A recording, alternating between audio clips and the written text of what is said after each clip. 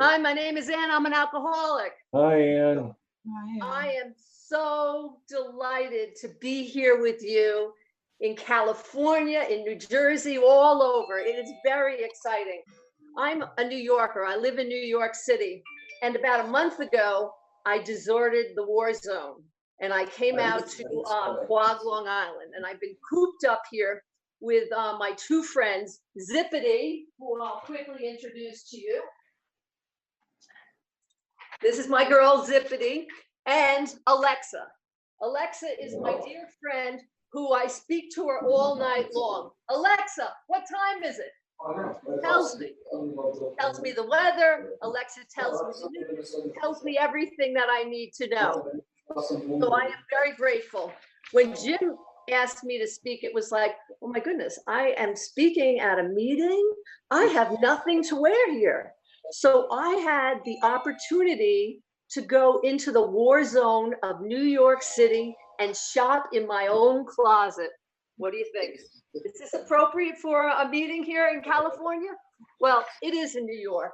So it was really exciting opportunity to be with you guys today. My home group is into action. I have a sponsor, Jim Kay. I have 10,800. I have 10,855 days today. And for that, I am truly grateful. That comes out to be about 29.71 years. And it's a miracle. It's beyond what I could ever have imagined it could be. Growing up, my whole life until I came into AA, I felt that I was insane, that I missed the picture, that it just didn't make sense. It just didn't make sense to me. I was one of 8 kids, and we had this father who we called the Fuhrer. And whenever he came home, we scrambled to different corners of the houses. I was one of those kids who hid under the table, who was hiding in closets, who ran away from home but hid in the garage. I was terrified. We would sit around a table and my father would say, empty barrels make the most noise. So it's like, oh, don't talk. You're better off not talking. And when I had trouble getting into this meeting, it was great. I'm going to have less time because I am going to end on time. The idea for a New Yorker to speak for, 30, 40 minutes is like, wow. How do you do that? But anyway, I'll do the best that I can. So from the beginning, I was nervous, irritable, and discontent. I was not one with the universe. I was uncomfortable in my own skin. And I'm sure you guys relate that when I found drinking, it was magic. All of that disappeared. I was popular. When I was in first grade, this little girl, this is a long, long time ago. If I have 29.71 years, this is a long time ago. She said to me, the reason, Ann, that no one likes you is you're so ugly. It was like, oh. She told me 2 things. 1, that I was ugly, and 2, that no one liked me. Now, this girl who I could tell you her name today, but I gave her my power. I listened to her. I didn't listen to my higher power. I listened to other people. The only thing that I was concerned about with drinking is what was in my head and what you were thinking about me. That was it. I was focused on Ann. So my life merrily went on, my drinking, my insanity the stories that I could tell you, just sad. You know, towards the, you know, end of my drinking,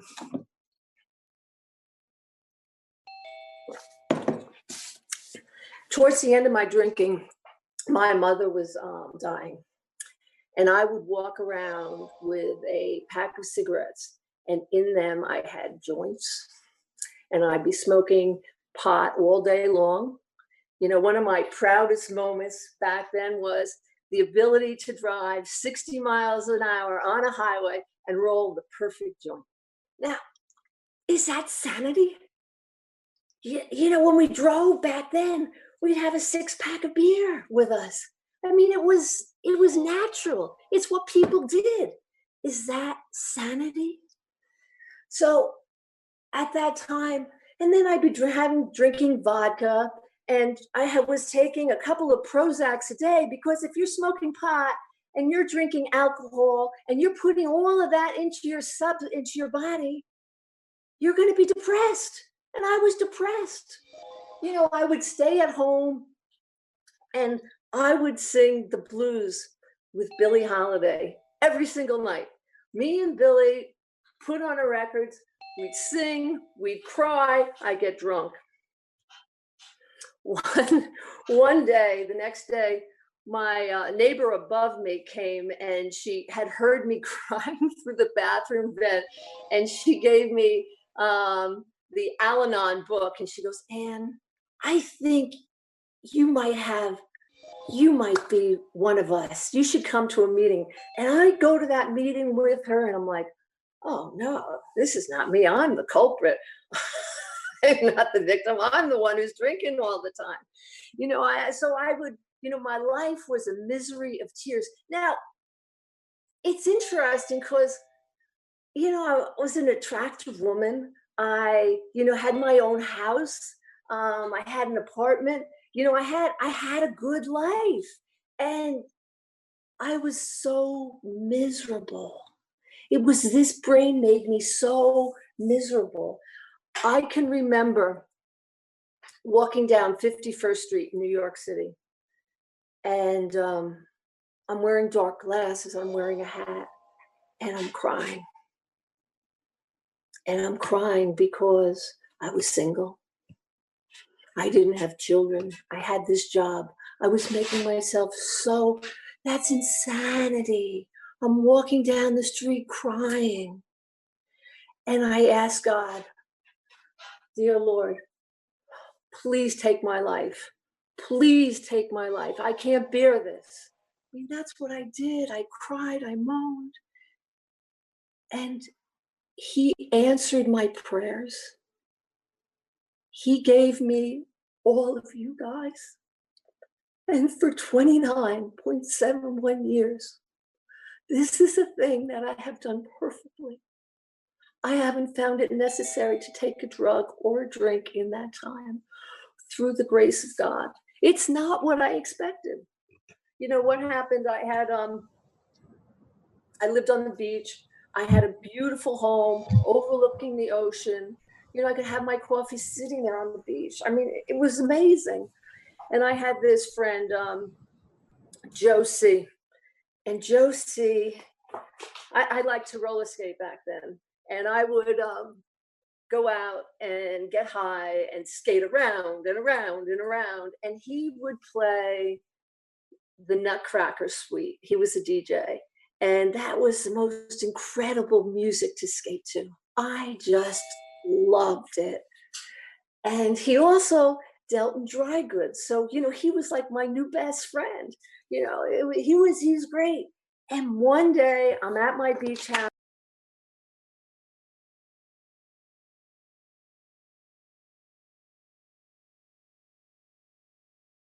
You're muted.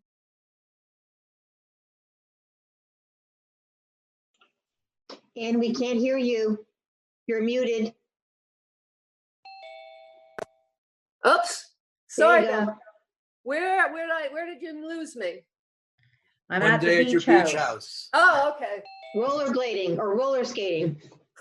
All right. So sorry about that for muting myself. Thanks, Patty. So thanks, Brian. So one day at the beach house, Joe drives up in this beautiful shiny black car. He's not wearing the gold lame pants. I mean, he looks great. His face is clear. He has this big smile on his face.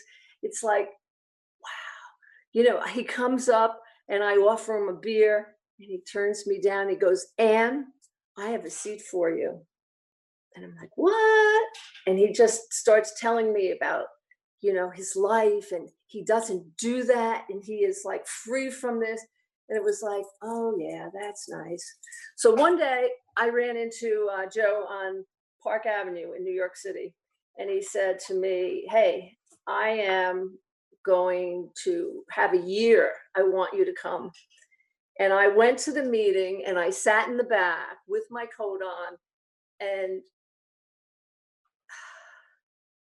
I'm listening to all these people and they're laughing, they're smiling, they're having a great time. I'm like, how can they laugh at this? This is serious. How do you do that? How do you laugh at that? And I left there thinking, how do you do this? How do you go through life and not drink? In my house growing up, we had a full bar with lots of booze. My parents drank every day. My mother and grandmother had Manhattans every day, and I ate the cherries. I mean, how do you go through life and not drink? How do you go to a ball game and not drink? Now, based upon this brain, you would think that I went to a lot of sporting events. I did not. How do you go to dinner and not drink? The food is there only to absorb the alcohol. This is my insanity thinking. How do you go skiing and not go up the chairlift and smoke a joint? How do you do that? So I had convinced myself that, it's impossible, to quit drinking. And, the first time I had that thought was when I was 15 years old, and it was New Year's Eve. And I was at my girlfriend's house, and on her mantelpiece, she put 7 shots of booze, and she walked out of the room for a minute. And I, just thinking about myself, drank every single one of them. I didn't share very well. I left the room. I went out looking for my boyfriend. The cops found me in a snowbank. My family got called. Now imagine this. I'm one of 8. My 7 brothers and sisters are in all corners of the room. My father is livid. My mother is like, oy, oy, oy. I ruined my brother's New Year's Eve by he had to come and pick me up and take me home. And that night in bed, I promised that I would never do drugs, because how does one stop drinking? I mean, how do you stop drinking? So, that was for me. How do you stop drinking? Oh, so going down the road in the space of a month, I ran into him 4 times. I ran into him 4 times on the street. And he finally said, Ann, you got to come with me to this meeting. And to this day, he wants to burn the dress that I was wearing. I was wearing a polyester muumuu, and maybe for my 30th, I will burn it. There was not a muscle in sight. I was wearing sandals. I was unmanicured. My hair was back, and I thought I'd save money by powdering it instead of shampooing it. And, not to impress you, but just to give you an idea of what I was doing. I was a Park Avenue stockbroker. I still am. And, this is how I'm presenting myself to the world, and how I'm going to the world. It's poor me. How do I not drink? It's only about me. He took me to this meeting, and I was like a deer in the headlights. There was no way that I could share. The idea of sharing was just beyond my mind. I was like, okay. And just like, a little zombie, my first sponsor would come to my office every day and bring me to the meeting, and she'd sit me there in the front row, and I would count my days. And when I had 90 days, they asked me to qualify. And oh, I was sure that you all were going to hate me. I was sure you were going to throw tomatoes at me. I was sure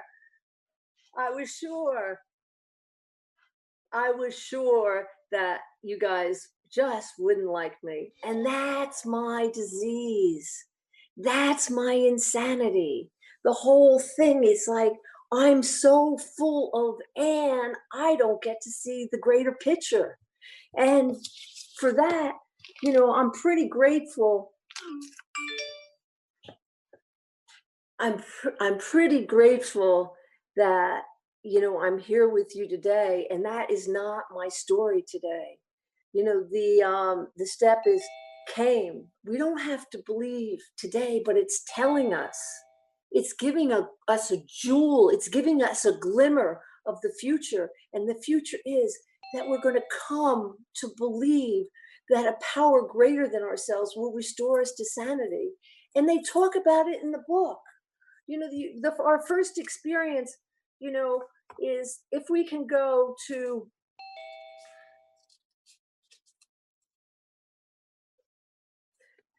page 35, or I'll read it to you, more about alcoholism. What sort of thinking dominates an alcoholic who repeats time after time the desperate experience of the first drink? Friends who have reasoned with him after a spree which had brought him to the point of divorce or bankruptcies are mystified when he walks directly into a saloon. Why does he do it? Of what is he thinking? What was I thinking? Our first example is a friend we call Jim. I just love Jim. This man, charming wife and family, he had inherited a lucrative automobile agency. He was a commendable World War record. He's a good salesman. Everybody likes him. He is intelligent, normal, as we can see, despite his foreign nervous disposition. He did no drinking until he was 35. In a few years, he became so violent when intoxicated that he had to be committed. On leaving the asylum, he came in contact with us.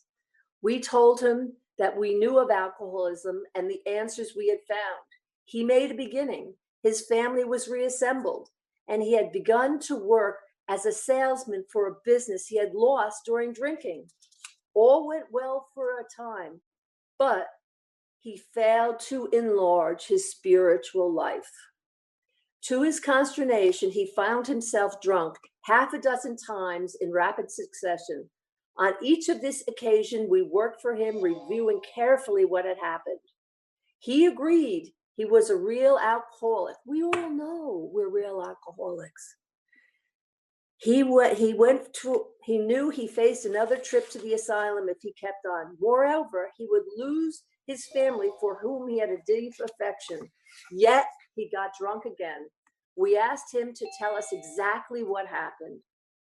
He was resentful to begin with. Listen. I came to work on a Tuesday morning. To what happened to Monday? I remember I felt irritated that I had to be a salesman for concern which I had once owned. I had a few words with my boss, but nothing serious. Then I decided to drive to the country and see one of my prospects for a car. On the way, I felt hungry, so I stopped at a roadside place where they had a bar. I had no intention of drinking. I just thought I would get a sandwich. I also had the notion that I might find a customer for the car in this place, which was familiar. I was going there for years. I had eaten there many times during the months I was sober. I sat down at a table and ordered a sandwich and a glass of milk.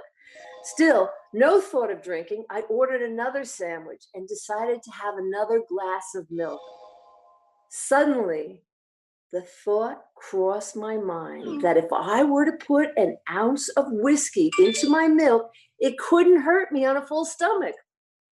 I ordered a whiskey and poured it into the milk. I vaguely sensed I was not being any too smart, but I felt reassured as I was taking the whiskey on a full stomach.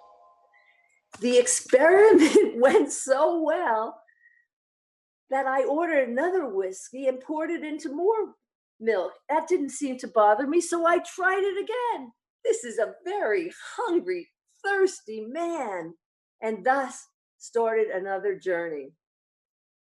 You know, Jim, he had the knowledge about himself as an alcoholic. He knew it. He knew it deep down to his bones.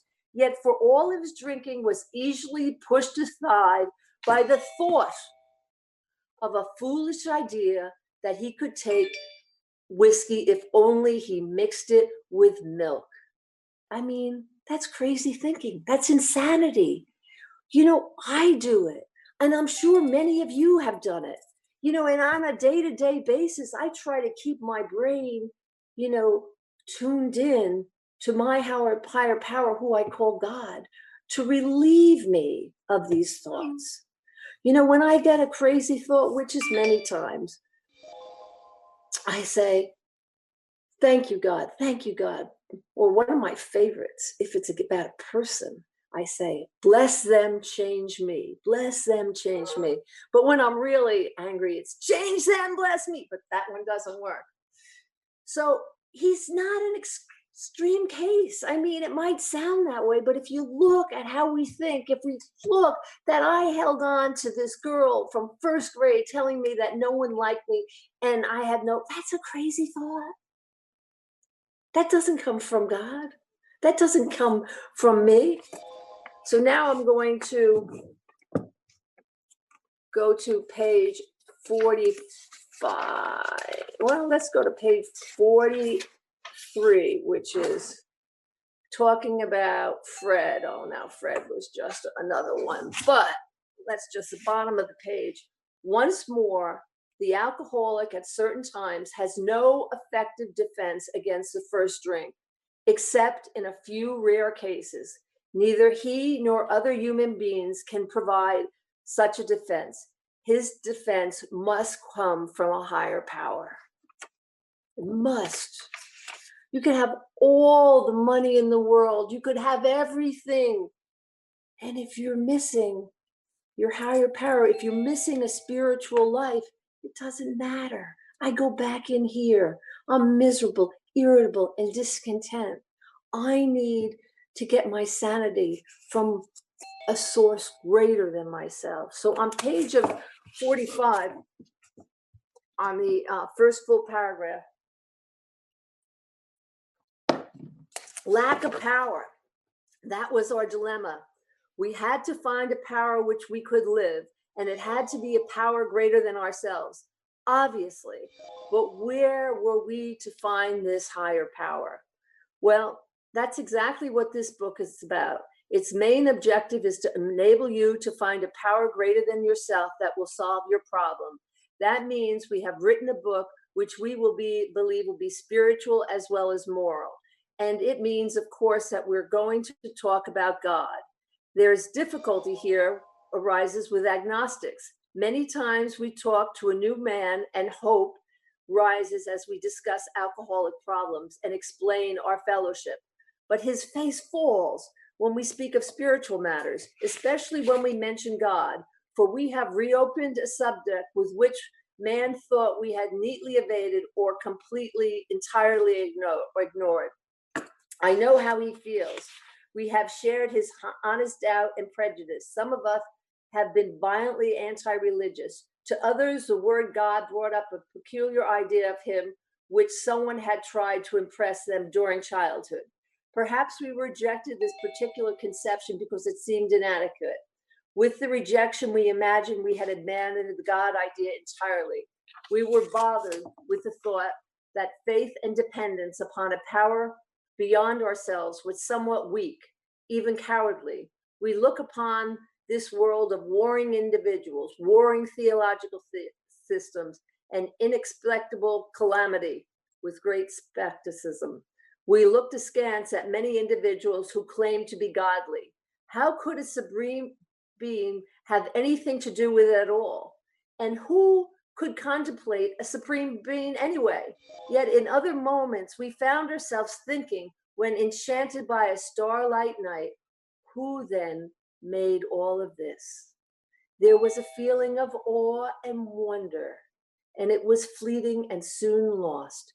Yet, we agnostic temperaments have had those thoughts and experiences. Let us make haste to reassure you and found that as soon as we were able to lay aside prejudice and express even a willingness to believe in a power greater than ourselves, we commenced to get results, even though it was impossible for any of us to fully define or comprehend that power which is God. Much to our relief, we discovered we did not need to consider another conception of God.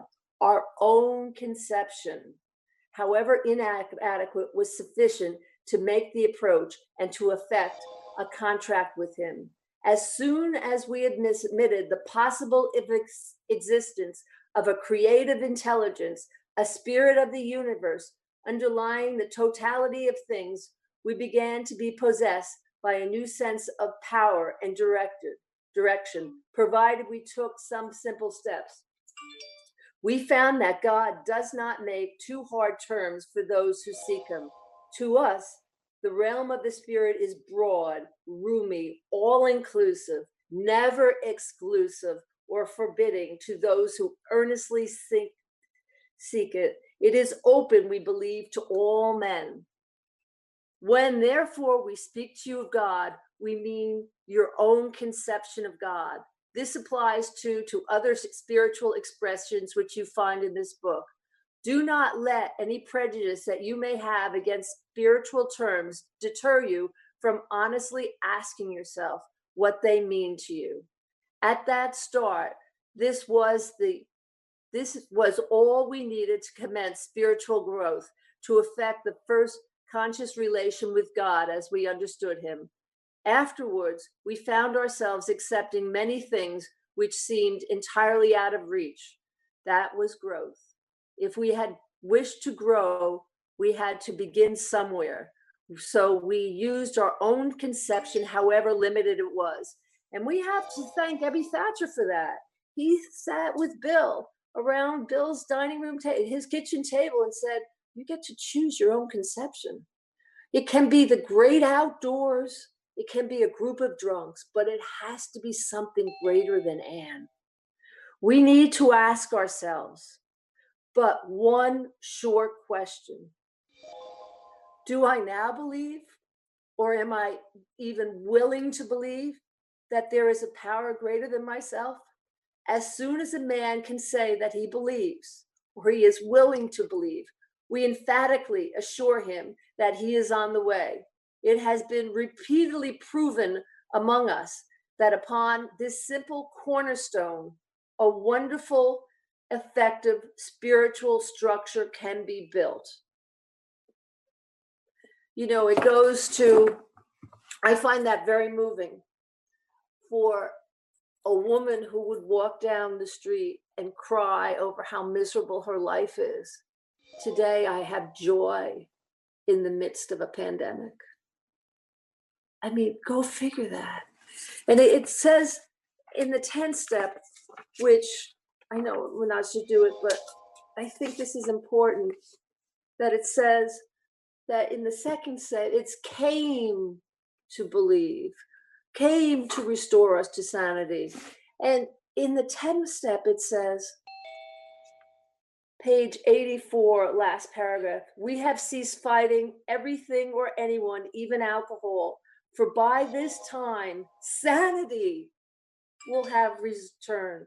We will seldom be interested in liquor. If tempted, we recoil from it as from a hot flame, react sanely and normally, and we will find that this has happened automatically. We will see that our new attitude towards liquor, which has been given us without any thought or effort on our part, it just comes. That's the miracle of it.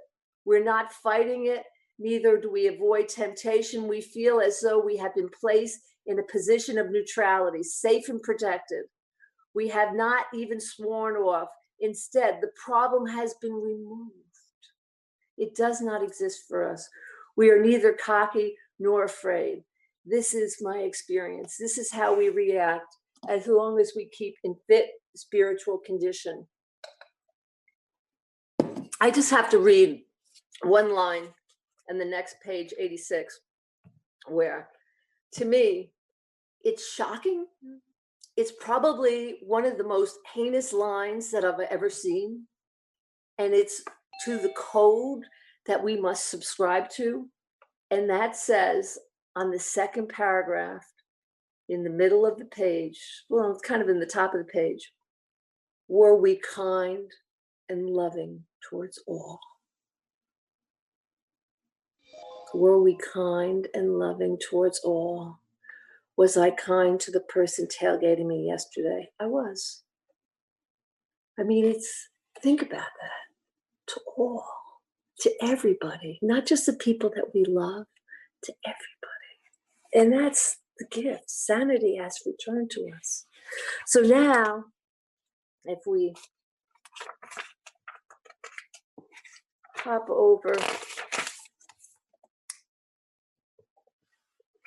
to page 50, how am I doing?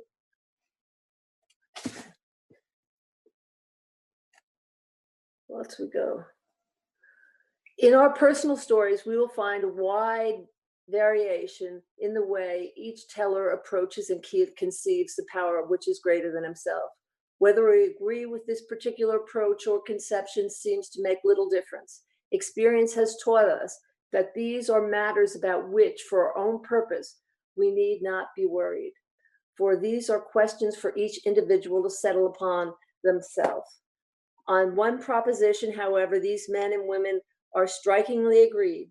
Every one of them has gained access to and believes in a power greater than themselves. This power has in each case accomplished the miraculous, the humanly impossible. A celebrated American statement put it, let's look at the record. There are thousands of men and women, worldly indeed, that flatly declare that since they have come to believe in a power greater than themselves, to take a certain attitude toward that power and to do certain simple things, there have been revolutionary changes in their way of thinking and living. In the face of collapse, in despair, in the face of total failure of human resources, they have found that a new power, peace, happiness, and sense of direction flowed into them. What happened soon after they wholeheartedly met a few simple requirements? Once confused and baffled by the seemingly futility of existence, they showed the underlying reasons why they were making heavy going of life. Leaving aside the drink question, they tell why living was so unsatisfactory. They found how the changes came over them when many hundreds of people are able to say that. The consciousness of the presence of God is today the most important facts of their life. They present a powerful reason why one should have faith. At this point in my life, is God is either everything or God is nothing. And when God is everything, my life is magical, no matter what the circumstances. Now, God is a gentleman. If I don't have room for him, if I don't have space for him in my life, he's going to leave me alone. He's going to let me to my own devices. All I need to do is just open the door for him, her group of drunks, great outdoors, to receive the benefits of it. Now,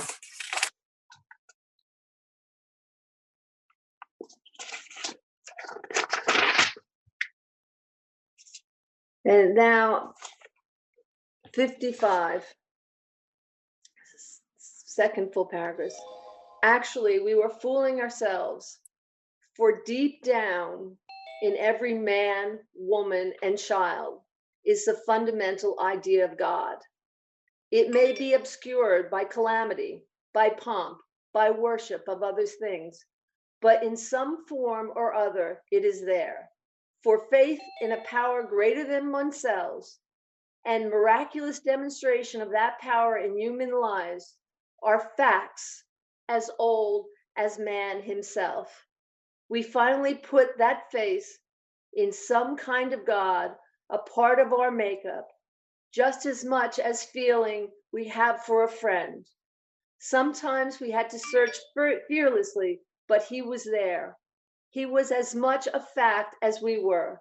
We found the great reality deep down within us.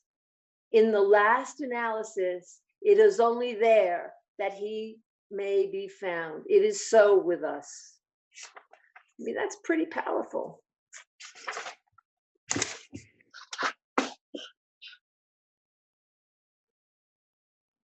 Deep down within us. And that's what all these steps help us to do. In this step, it's only just giving us a glimmer of hope, a glimmer that we can be returned to sanity. For what these steps do is help me, help the God in me reach out and find the God within you. And that's what this is all about. The God in me reaching out to find the God in you. And then if you go to